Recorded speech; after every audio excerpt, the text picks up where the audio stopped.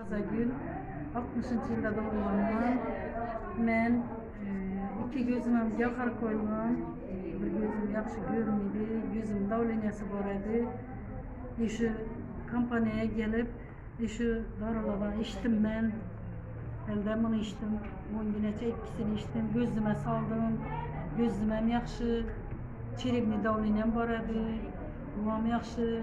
Kanım sıyılğan, kanım kuyuqadı, kol ayaqlarım işədədi, ulam yaxşı. Geçələr bilə uxulalım edədim, hazır uxum yaxşı, namaza zordan duramam. Şuna öksürükim var adı, allergiçiski, öksürə dedim. Buradan adikalan, buradan neyisi gələr şu. Öksürükim yaxşı, Xuda şükür. Mən ötken ayının 30-cı çislası günü gəlib bu nəsələni ekitverdim. Bugün yine bir ay oldu, özümdə 50 demesem 70-80% özgeriş buladır özümde, özüm bilgen kesellikim. Şunun için bana bu kampanyayı nerselerini tavsiye etken yadgar diyen kızımız var. Aşk kızımıza rahmet aytaman, kette rahmet.